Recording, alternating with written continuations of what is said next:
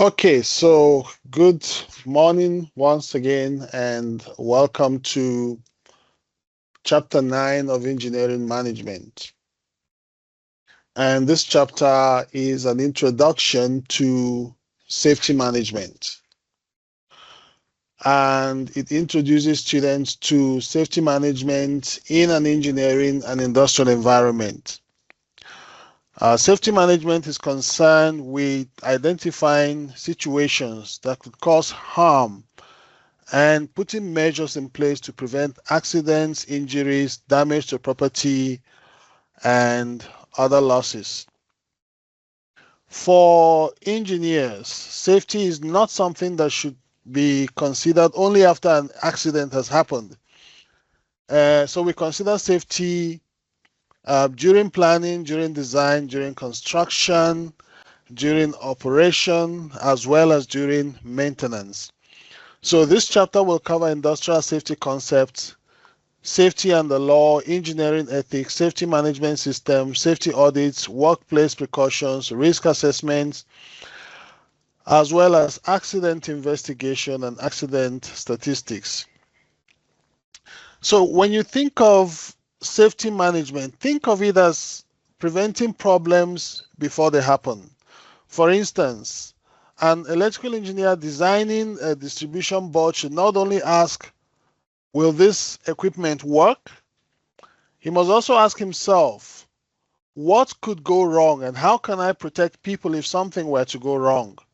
And that is the beginning of safety management. Now let's look at our expected outcomes for this chapter. At the end of this chapter, students are expected to understand the basic theory and concept of um, industrial safety and the relationship between safety and the law. They should also be able to understand that engineers have ethical responsibilities regarding safety. And then they should also be able to evaluate a safety management system, understand the purpose of a safety audit, perform or understand basic risk assessments, understand how accidents are investigated, understand how accident statistics can be analyzed. And the important point is that this chapter is not only about wearing PPE or personal protective equipment. Safety management is much, much broader. It includes prevention, risk assessment, safety systems, investigation, as well as learning. So, for an example, if a worker or three workers are injured by the same machine over a 6-month period in the same company, a safety manager should not simply tell workers, hey guys, be more careful. No, that won't do. So that organization should investigate why the accidents keep happening and then change the system so as to prevent another accident from happening. Now let's go into the introduction proper of this topic. So in this presentation, we shall see that industrial accidents are unacceptable. Nobody wants that to happen. Okay? Accidents can affect employees, it can affect their families, it can affect organizations, it can affect customers, it can even affect the society at large. I gave an example yesterday. If someone constructs a bridge and that bridge is defective and it collapses with vehicles on top and pedestrians on top, that will have a huge effect on the society. It will be on the news, headline news, right? So employers have a responsibility to reduce the risk of accidents and reduce suffering should an accident occur. Safety management is therefore particularly important to engineers because engineers are involved in designing systems, selecting equipment, managing projects, supervising workers, maintaining machinery, developing procedures, and safety is also connected to financial success because when accidents happen, That is costly. Accident can result in medical expenses, can result in production losses, legal costs, equipment damage, and reputational damage as well. So when we talk about safety, it's not the opposite of productivity. Good safety can support productivity, good productivity. So if you imagine a factory where a worker is injured by an unsafe machine, how does that affect the company? The company will lose the worker's time, production time, money for medical expenses, money for repairs, time for investigation, as well as customer confidence. So all of that is costly. Okay. So therefore, preventing the accident may be much, much better financially than dealing with the consequences. Now let's talk about theory and concept. An accident usually has several contributing factors. And here we want to identify a few things. Number one, the facts. What exactly happened? We need to establish the facts before making conclusions. Okay, so we're looking at all the elements that are present in an accident. Number two, the conditions. What circumstances existed before the accident? Is it poor lighting? Is it a wet floor, excessive noise, inadequate ventilation? Number three, procedures. Were proper procedures available and were those procedures followed? Number four, design. Was the workplace, machine, or building properly designed? And number five is training. Were workers properly trained? Were safety drills conducted? And then number six is leadership. Did supervisors and managers take responsibility for safety? Number seven is policy stroke decision. Did organizational policies and management decisions contribute to the situation? So we do not automatically assume that the worker caused the accident. And as you can see, an accident may be the result of weaknesses in design, in training, in procedures, in supervision, or even in management decisions. One of the examples we gave yesterday, if a worker falls from a platform, instead of simply saying the worker was careless, we need to ask, that platform that worker fell out of, was the platform properly designed? Was there a guardrail? Was the worker trained to climb up that platform? Was PPE provided, personal protective equipment, to prevent the worker from falling off? Was there a safe operating procedure for climbing onto that platform? Was the worker under pressure to finish quickly, or did management know about the hazard and just simply ignored it? So this approach can really help identify the real cause of accidents as opposed to just looking for where to shift the blame. Now, if we look at this slide, we see a graphical representation of all the elements that may contribute to an accident, right? And there are many things involved here. And if all of them align in a certain way, an accident will happen.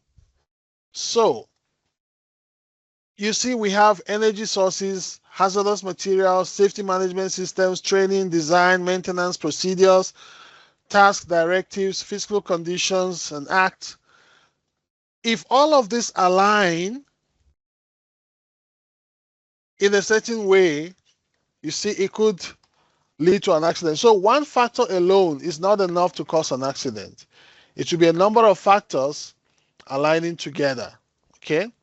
So an accident should be viewed as the result of interacting factors rather than isolated events. So if an accident occurs because a machine has no safety guards, who might have contributed to that situation? We asked that question yesterday.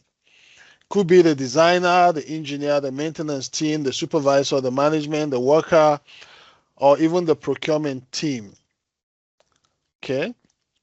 And therefore, the investigation should establish evidence-based causes rather than assigning blame immediately.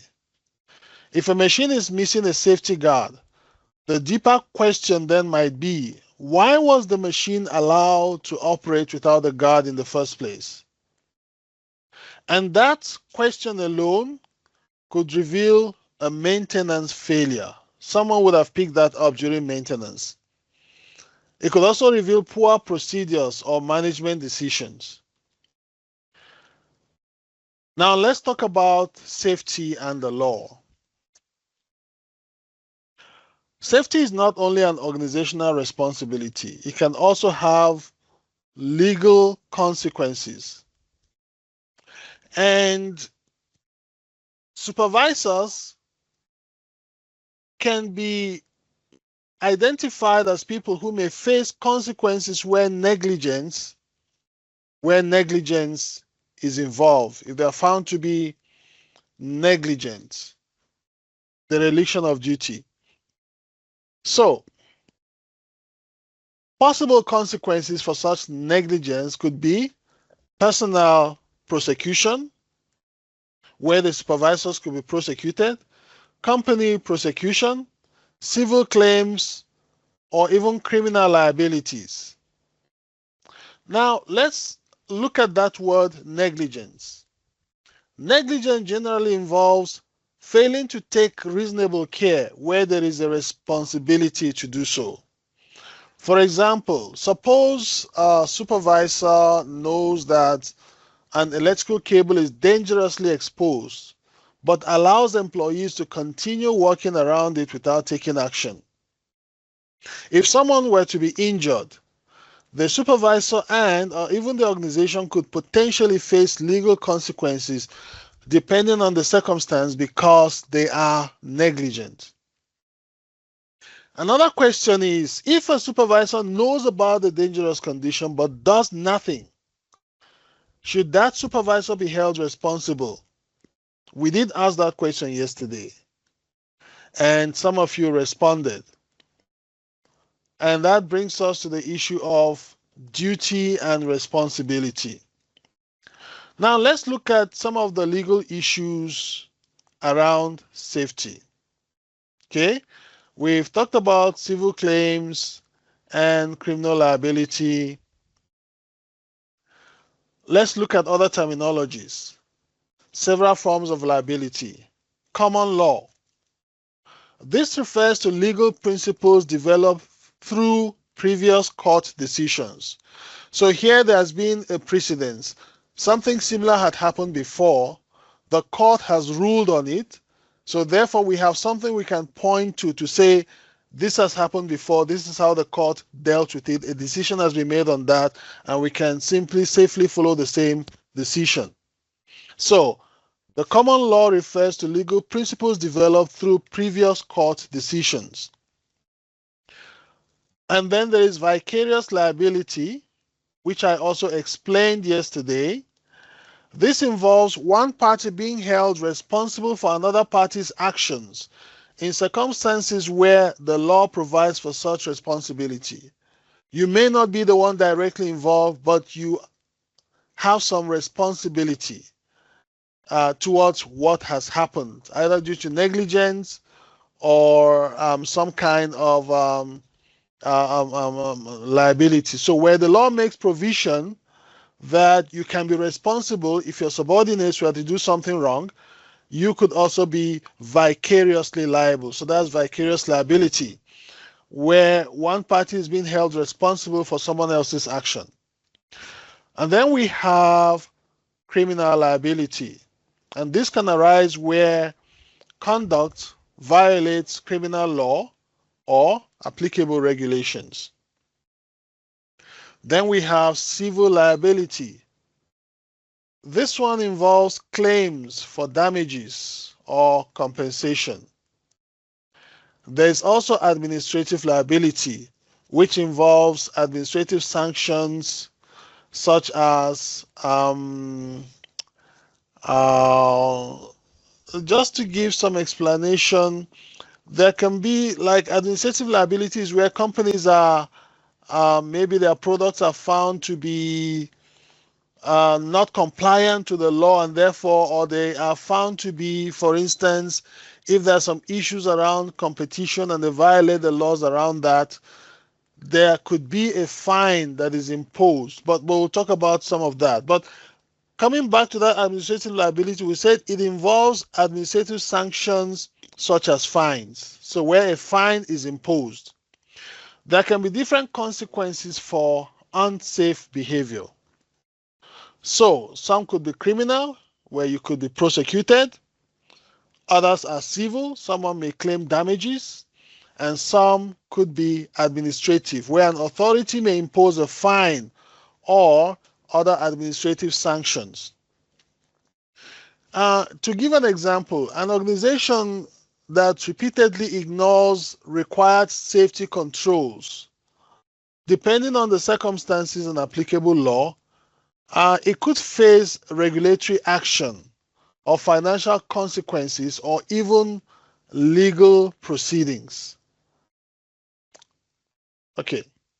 The other thing we talked about yesterday was the issue of morals and ethics. There's a distinction between morals and ethics. Morals are standards and views generally accepted by society, while ethics are principles and standards associated with a particular professional environment. Something could be morally acceptable but not ethical. Okay? So a moral is what society generally accepts or accommodates or considers right or wrong. Professional ethics has to do with what your profession expects you to do responsibly and correctly. And the examples I gave yesterday, for the medical profession, they have their doctors took an Hippocratic oath. Nurses also have their code of ethics that guide how they practice in their profession. We also have code of ethics for the Engineering Council of South Africa that guides how engineers should perform their duties. And if you violate any of those codes, ethical codes or regulations, you could be sanctioned, you could lose your license to practice. One example is, suppose an engineer discovers a serious safety problem in a product or a design. Morally, that engineer knows that people should not be exposed to unnecessary danger, right? But professionally, the engineer also has an obligation to act according to the standards and responsibilities of engineering practice. So a question is, can something be legal but still unethical? We did suggest yesterday that the answer to that question, should I let you think about that again?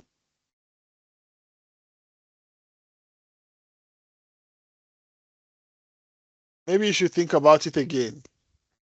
We did suggest an answer yesterday, but perhaps you should think about that question again. Can something be legal but still unethical? Okay. Engineering ethics places strong emphasis on protecting people.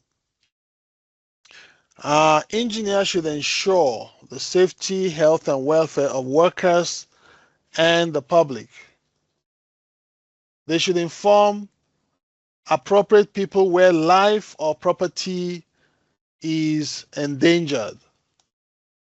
And engineers should work only within their area of competence. And one example we gave is that in the medical profession, you cannot find a doctor who says, oh, I can treat every disease, I can heal everything, I can do every surgery. No, we have specialty areas.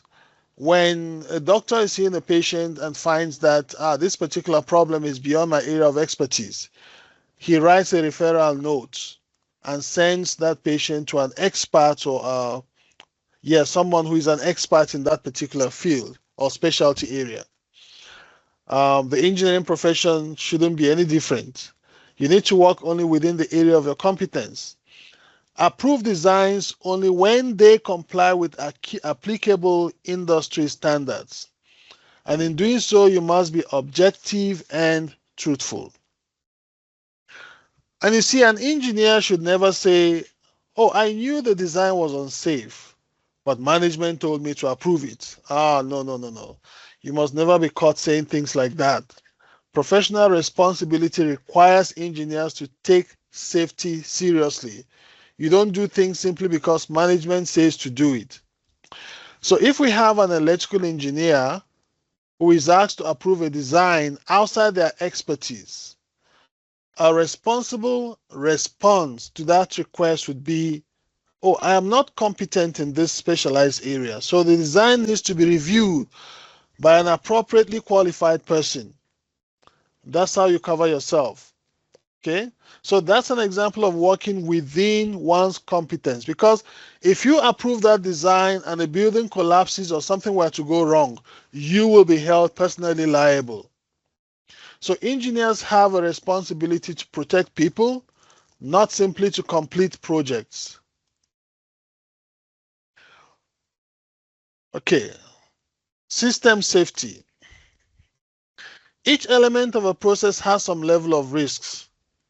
The 5 basic steps of system safety are: design for minimum risk, which means try to remove or reduce the hazard during the design stage.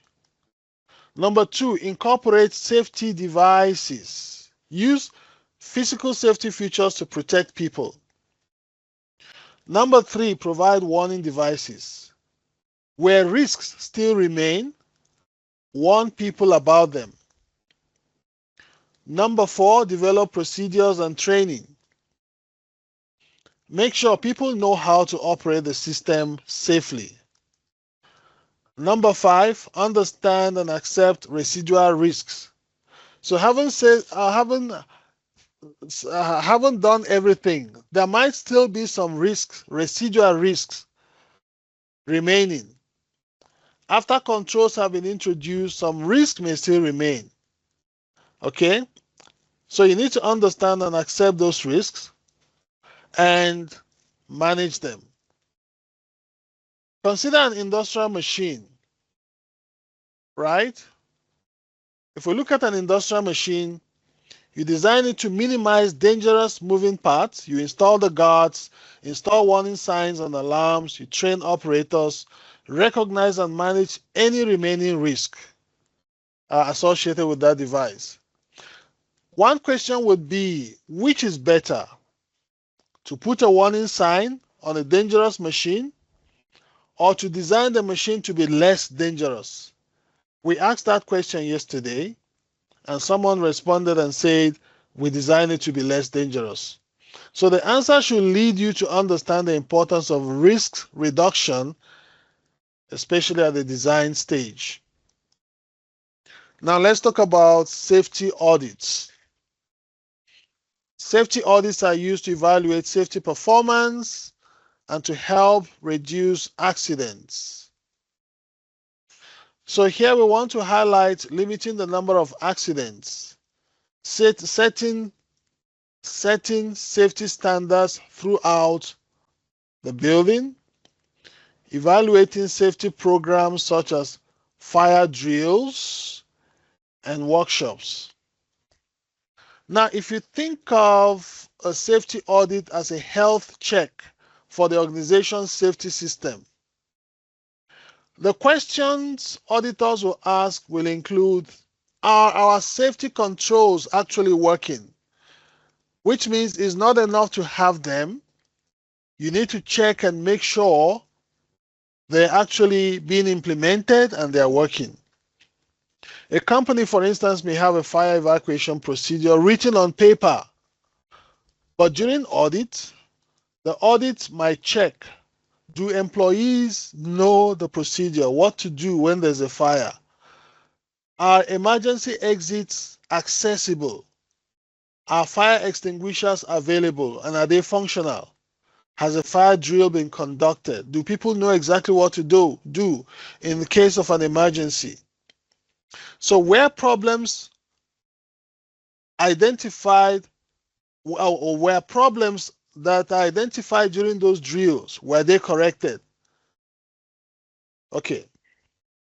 So having a safety policy is not enough. That's the key message. We must check whether it's being implemented and whether it works in practice. And when that happens and we find there are still loopholes, are those loopholes corrected? That is the purpose of the audit.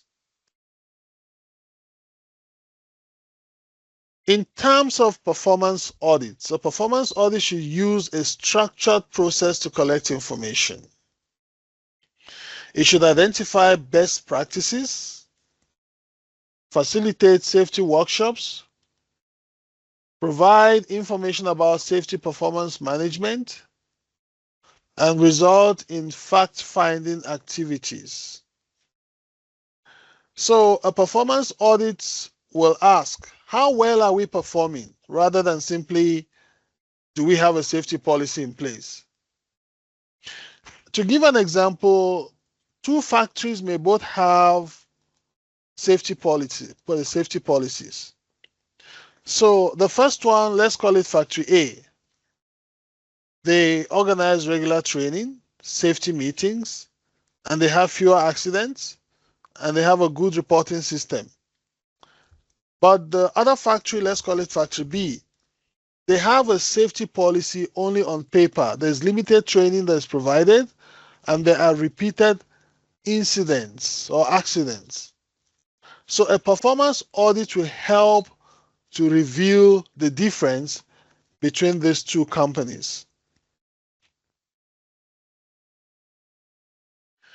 In terms of workplace precautions, they focus on protecting or protection at the point where the risk exists. So here we try to identify three areas. Number one, the physical condition, and that includes things like overhead protection and personal protective equipment. Number two, the working practices. These are the ways that the work is performed. Number three, control documents.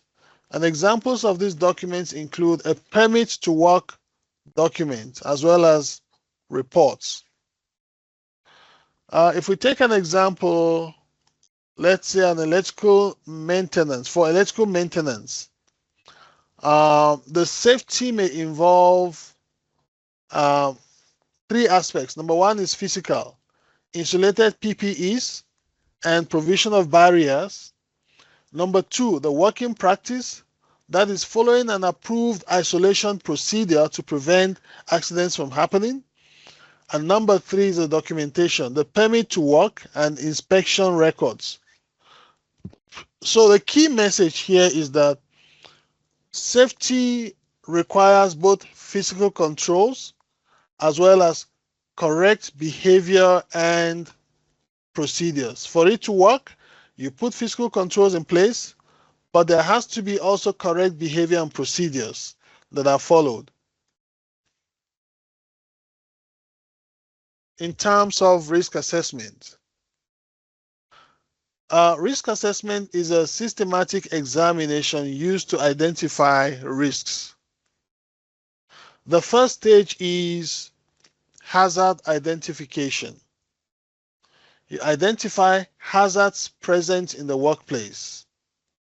And we're emphasizing that everyone should be involved, including people who may encounter minor or major hazards. I gave an example when I talked about the cleaner, for instance, who plugs her Hoover, and just to do the cleaning, she plugs in the machine, but then she notices that there's an exposed wire in the wall socket, and that could cause an incident. It's her duty to report it to management or the technical team so they have it fixed before it creates an incident. Okay, so everyone has to be involved in hazard identification. The second step is risk measurement. The organization should use a risk matrix, determine priorities, assess the level of risk. Okay, so while hazard is something that can cause harm, risk, on the other hand, is the possibility and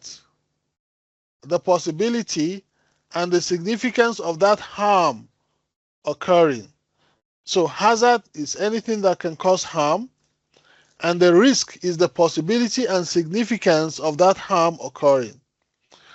For example, you take someone who is walking over a wet floor. The wet floor is a hazard. Okay?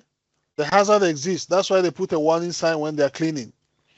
The possibility that someone could slip, fall, and be injured represents the risk. So the hazard is there. The possibility of it happening, that's the risk. Okay. Now let's talk about, still talking about risk assessment. The third point here is reporting and recording. The organization should record what happened, the relevant evidence, and all the information that can support management decisions. Number 4 is preventative and protective measures. The goal is to eliminate risks, control risks at their source, and minimize the risks that cannot be eliminated. So if we take an example of a worker exposed to excessive noise, possible responses might include remove the noisy equipment if possible, that's number 1, or replace it with a quieter equipment, or you isolate the source of the noise, or you can use administrative controls, or provide suitable hearing protection. So the key message here is not to simply tell the worker, hey, go wear ear protection. You need first to ask, can we eliminate or reduce the noise at its source? If you're not able to do that, that is when you think of alternatives. Okay. Safety can have financial costs, or safety measures can have financial costs. Therefore, organizations should consider what you call the cost-benefit analysis, whether proposed costs are realistic, and the cost of making changes to prevent accidents. So this should not be interpreted as maybe that safety is only important if it is cheap. Not necessarily, right? Rather, organizations should understand the relationship between the cost of prevention and the potential cost of an accident. And most times it's cheaper to prevent than to face the repercussion of an accident. For example, a company may need to spend 100,000 Rand to improve the machine guardrail or guarding. The company should consider the potential costs of an accident, such as when you add things like injury, the medical costs, production losses, equipment damage, fines, legal costs, etc., etc. And then when you add all of that, you will see that although safety has a cost, but accidents also have a cost, which in most cases is much greater. There was a time a few years ago, there was a collapse in a mine, and about 2 or 3 of the staff were buried on the ground. That mine has to shut down. Till today, it's still not open. Think of all the losses in billions of rands due to the closure of that mine. okay, compared to what they could have spent to prevent that accident from happening. So there are several elements of cost of industrial accidents.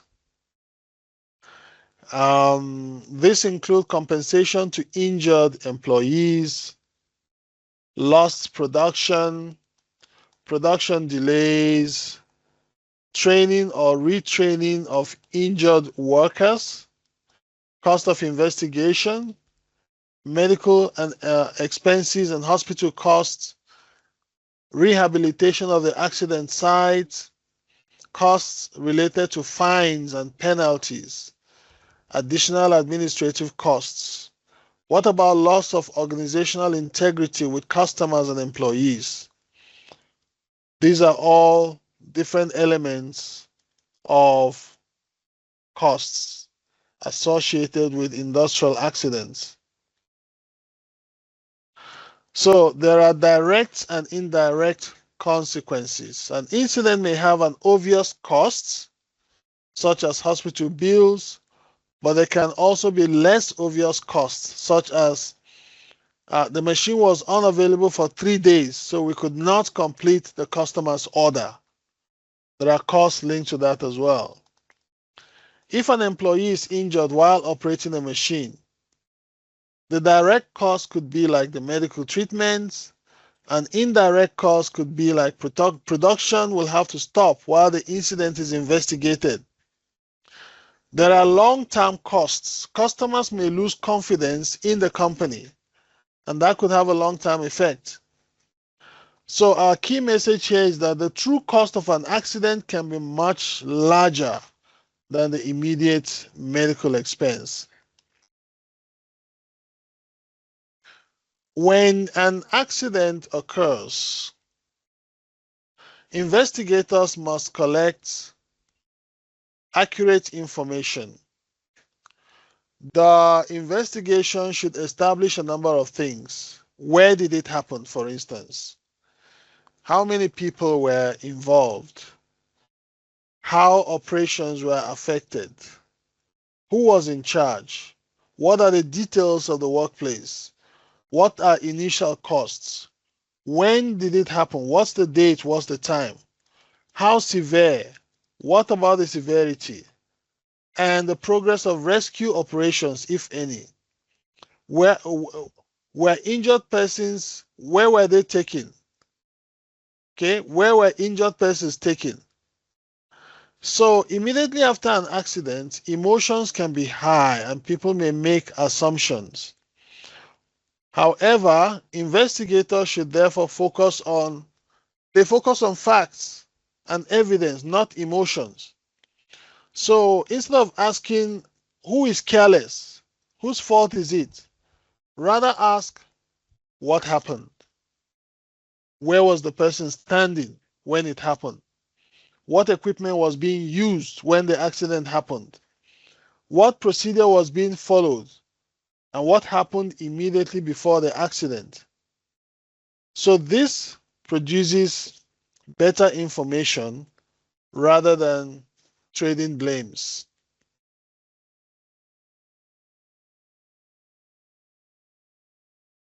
So in terms of the investigation team number 2, the team must be objective, avoid personal bias. They must be thorough, investigate all relevant factors. The investigation must be evidence-based, avoid blaming employees simply by calling them careless. And here we also want to identify different risk levels. High risk, moderate to high risk, moderate to low risk, and low risk. So calling someone careless, for instance, does not explain why the accident occurred. A worker operates equipment without a personal protective equipment. Now, instead of stopping the investigation at, oh, the worker did not wear a PPE, rather ask, was the PPE available in the first place? Was the worker trained to put on the PPE? And was that PPE suitable? Or did you give a tall person a PPE for short people and so it wasn't useful? Was PPE enforced? And was the worker under pressure? Was supervision adequate? These are more positive questions to ask. And so the key message here is that blame does not prevent future accidents. You first need to understand the causes, because understanding the causes can prevent future occurrence.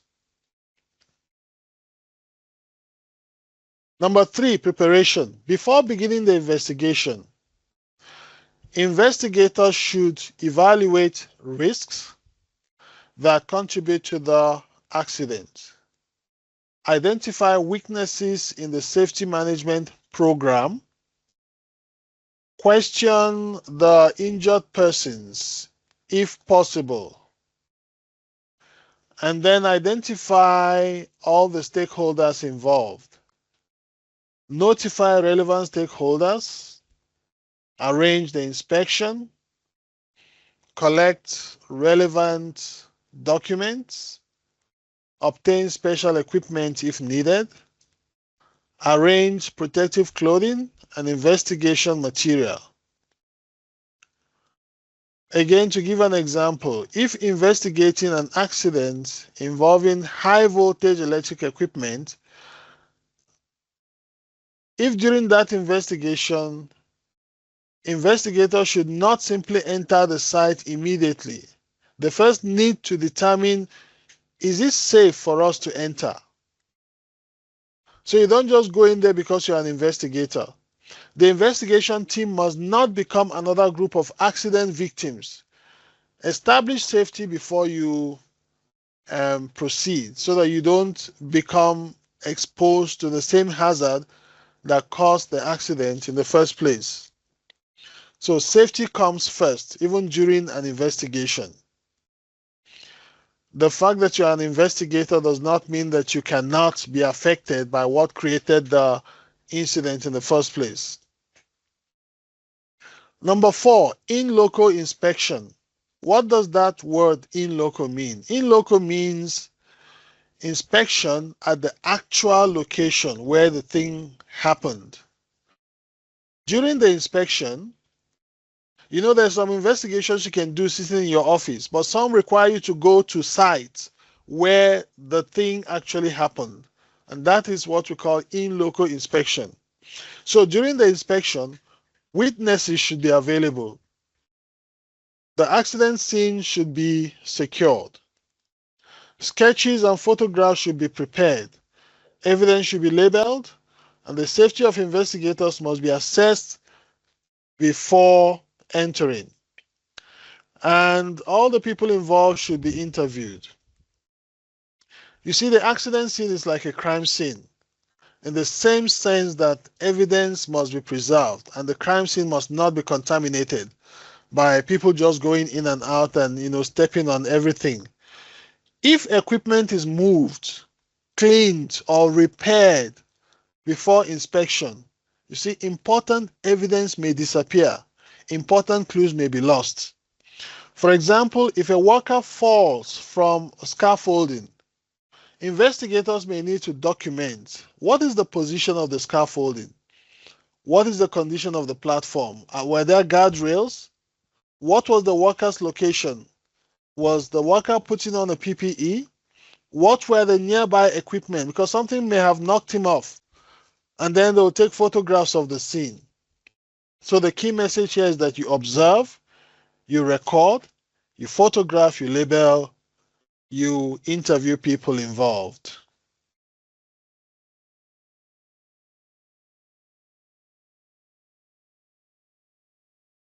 Number 5, during the investigation itself.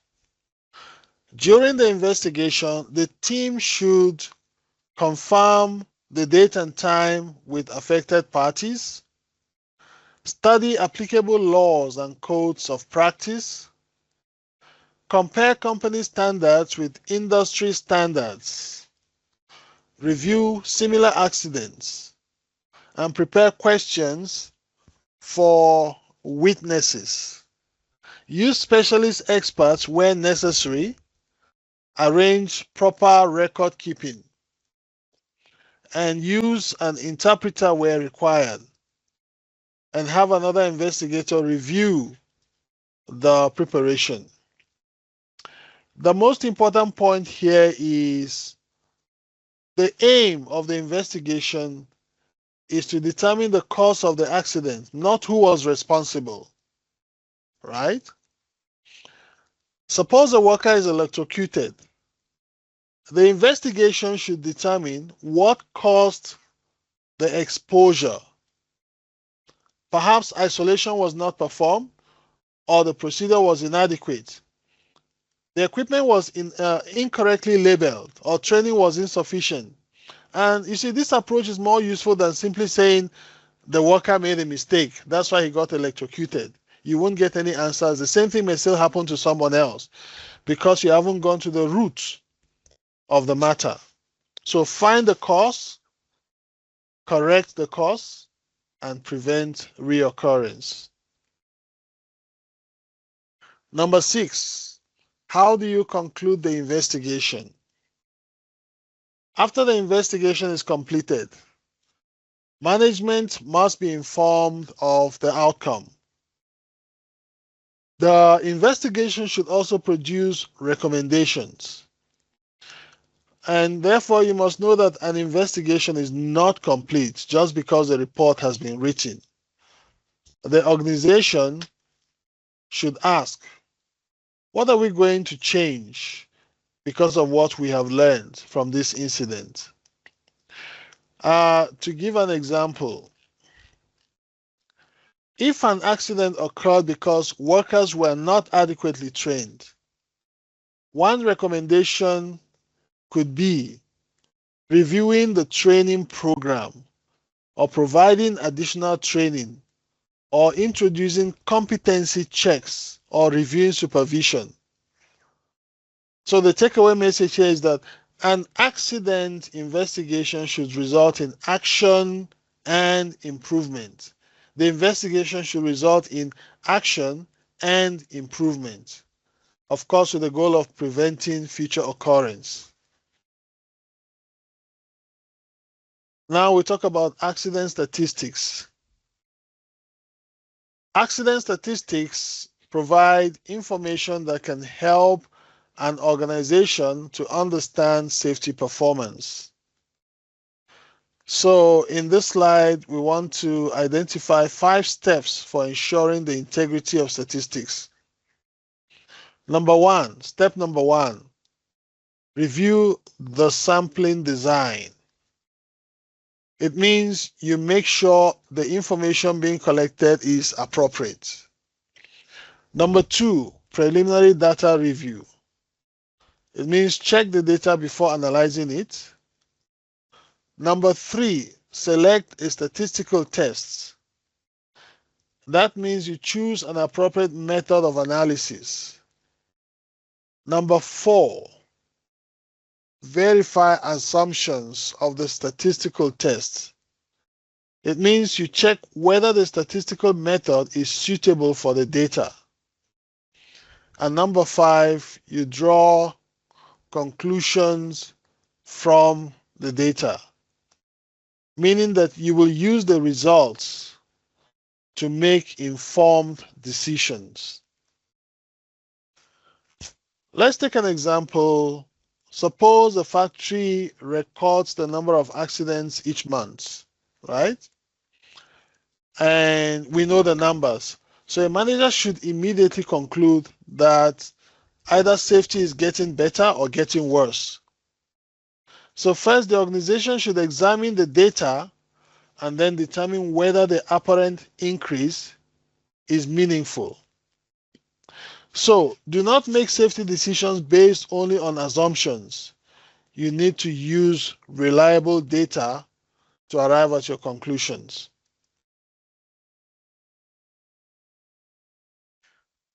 So this presentation identifies several forms of analysis. If we want to analyze accident statistics, testing for unknown characteristics, testing distribution assumptions, testing for trends, testing for outliers, testing dispersions, transformation tests, other appropriate statistical tests. The presentation also recommends involving a statistician where necessary. Okay. So when we look at trends, this is the number of accidents either increasing or decreasing. What is the trend? Is the trend showing that the accidents are increasing or decreasing? When we talk about the outlier, is there an unusual value that is very different from the others? Is there something significant about it? And when we talk about dispersion, it means how spread out are the data? What is the spread? Example, imagine the number of reported incidents over a 6-month period. 4 in the first month, 5 in the second month, 4 in the third month, 6 in the fourth month, 5 in the fifth month, 15 in the 6th month. You can see that the value 15 may be an outlier, just like we said, an unusual value. It means something significant happened in month number 6. And the organization should investigate why it occurred before concluding that the whole safety system has suddenly failed. So the key message is that statistics help organizations identify patterns and unusual events that may require further investigation. So let's try to wrap up everything we have been learning so far. If we are to put that in pictorial form, I have designed this picture here to summarize what we've been saying about safety management. So number 1 is identify the hazards, which is what can cause the harm. Number 2, assess the risk. How serious is the risk? Number 3, control the risk. Can we eliminate, reduce, or control it? Number 4, monitor safety. Are our systems working? Number 5, investigate accidents. What happened and why? Number 6, learn from accidents. What must we change? And number 7, use statistics. Are accidents increasing, decreasing, or showing a pattern? I have also represented this in a different form, also a revision map. So you can see the 7 steps here. Identify the hazard, assess risk, control risk, monitor safety, investigate accidents, learn from accidents, and use statistics. The key takeaway from this chapter is that safety management is about preventing harm, not merely responding to accidents.